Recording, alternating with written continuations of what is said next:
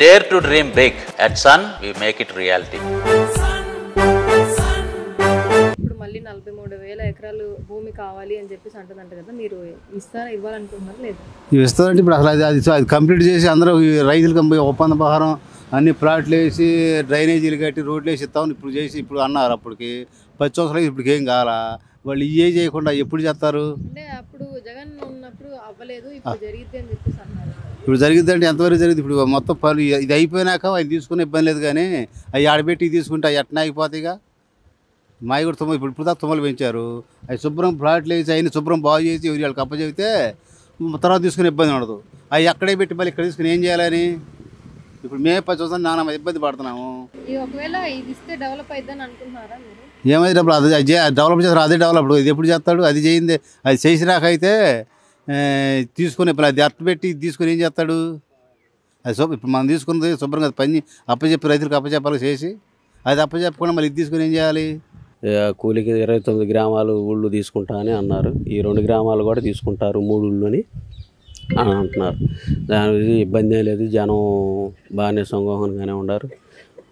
పోతే పొలాలు తీసుకున్న తర్వాత దాన్ని డెవలప్ అయ్యేటట్టు ఇస్తే బాగుంటుంది, ప్రజలంతా బాగుంటారు. ఇక్కడ కొంతమంది ఇవ్వను అని చెప్పేసి అంటుంటారు, దానికి నచ్చిన వాళ్ళు ఉంటారు, కొంతమంది ఉంటారు. అందరూ ఒకటి కాదు కదా, ఉంటుంటారు. ఒకరందరు ఎత్తంటే అందరు దారినే వస్తుంటారు. అంటే ఇచ్చిన భూమిలో ఇంతకుముందు భూములు డెవలప్ అవ్వలేదు కదా, ఇప్పుడు అది చేసిన తర్వాత ఇస్తాము అని చెప్పేసి అంటుంటారు. మరి ఒకసారి పక్కన చూశారు కదా, భయపడ్డారు కదా, ఆ భయం ఆందోళన పడి అంటుంటారు.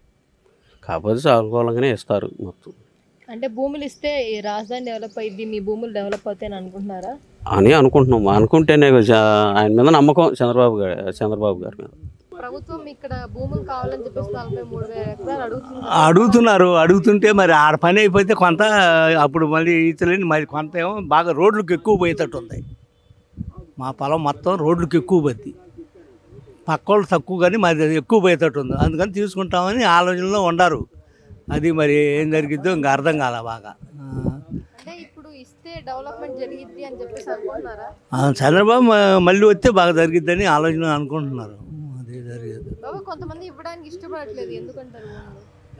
ఇష్టం లేని వాళ్ళు ఇష్టం లేదంటారు. ఇప్పుడు దాని ఉంది, ఇంకొకరేమో ఇంకో మాట అంటారు, ఇంకొకరేమో ఇంకో మాట అంటారు. మేము ఎక్కడ చెబుతాం? ఇప్పుడు ఇంకొకడేమో జగన్ కావాలంటాడు, ఇంకొకడేమో చంద్రబాబు కావాలంటాడు. సాటుగా దానికి మనం ఏం చెబుతాం? రైతులు కూడా ఇష్టపడి పొలం ఇచ్చారు, మళ్ళీ కావాలంటే కూడా రైతులు కూడా ఇవ్వాలి. ఇస్తే అభివృద్ధి ఇంకా బాగా జరుగుద్ది. 43,000 ఎకరాలు కావాలంటున్నారు అన్నా కానీ అంత కావాల్సిందే. అభివృద్ధి జరగాలంటే అంత పొలం కావాల్సిందే. కొంతమంది ఏమంటున్నారంటే ఇంతకు ముందు ఇచ్చిన ల్యాండ్ సరిగ్గా లేదు, జగన్మోహన్ రెడ్డి రావడం వల్ల ల్యాండ్ పనులన్నీ ఆగిపోయి ఆ ల్యాండ్ అంతా నాశనం అయిపోయింది. మళ్ళీ అడుగుతున్నారు, మళ్ళీ గవర్నమెంట్ రాకపోతే ఈ ల్యాండ్ కూడా వేస్ట్ అయిపోయింది కదా అంటున్నారు. మళ్ళీ ఈ గవర్నమెంట్ రాకపోతే ఇక రాకపోవడం అనేది లేదు, పనులు మొత్తం జరుగుతాయి. ఇక నుంచి ఈ లక్షల కోట్లు పెట్టి పనులు చేసిన తర్వాత ఇంకా రాజధాని పోయేది, ఇంకొక సాటికి పోయేది అనేది తరలిపోవడం అనేది లేదు. ఇక అది ఏ గవర్నమెంట్ వచ్చినా కంపల్సరీగా ఇక్కడ చేయాల్సిందే.